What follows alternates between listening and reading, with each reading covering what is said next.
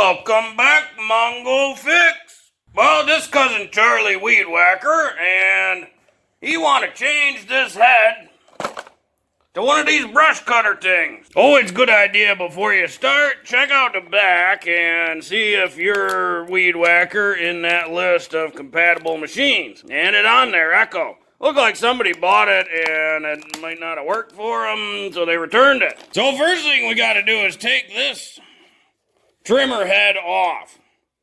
Now, most all trimmer heads have some sort of a little cutout or a hole in the inside that you have to line up to lock the shaft from spinning. Some of the really old ones have a hex head socket style stopper down there. But most newer styles, you need some sort of a punch or screwdriver or something, and it sticks inside this little hole. It should spin off. It's a reverse thread on there. And there's the head. And it's always a good idea to clean out, like, that's not a seal or nothing, that's just grass that was wound around and now it looks like a seal. Get our kit opened up here. Of course, it's been opened before. That's a lot of instructions for a brush head. Probably mostly warnings saying, by the way, this is full of blades and it'll cut your finger off, cut your foot off, cut your face off, don't hurt yourself, wear PPE, yada, yada, yada. Hardware, trimmer head, jack, 3 bolts, 1, 2, 3. 3 nuts, 1, 2, 3, metal washer, jack, and a 1/4-inch plastic washer. All right, we got all the parts. Step 1, consult your manual, and then identify which nut threads onto there. That's why they send so many different sizes.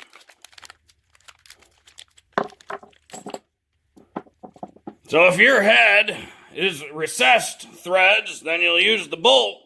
But since we have a shaft that's threaded sticking out, we're going to use the nut. Just got to find out which one. That one a bit loose.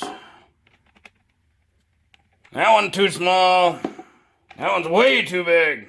So I guess it's the number 2 for this one. Threads seem a bit loosey-goosey for it though. Okay, that's what it come with.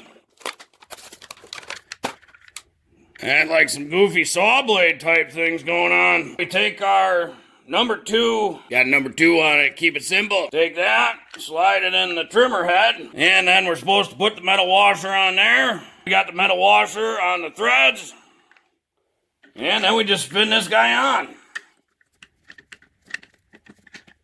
Tighten her down, good and tight. All done. Now, in the directions, it does say if for some reason you have a little gap in there, as in this head isn't, once you tighten it, if this head isn't secured and there's a little play in it up and down, then you got to put that plastic 1/4-inch washer in there as a spacer. Because you want this nice and tight, you don't want it wiggling up and down.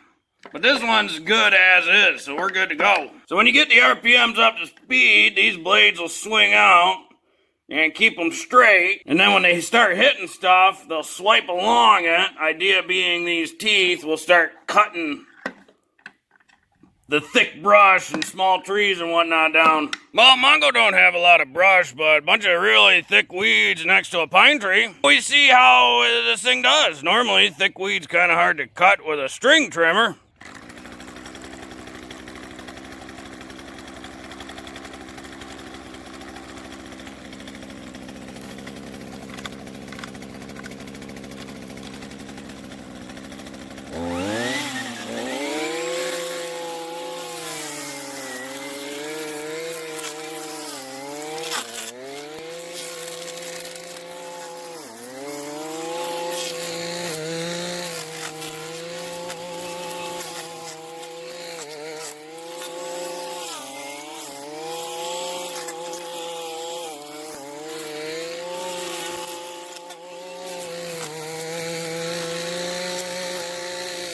Also, Mongo guessed there was some brush in there.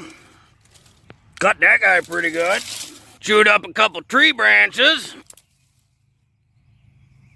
Very nice. Yeah, definitely would not have been able to make that sort of work with a string trimmer. Well, blades seem fine, but of course that wasn't too serious. Well, hopefully this video helped you if you ever want to change the head on your weed whacker from the string to a blade style. If you like this video, be sure to like this video. If you like this video and other videos from Mongo Fix, be sure to subscribe. Mongo always working on all sorts of stuff. Mongo, thank you.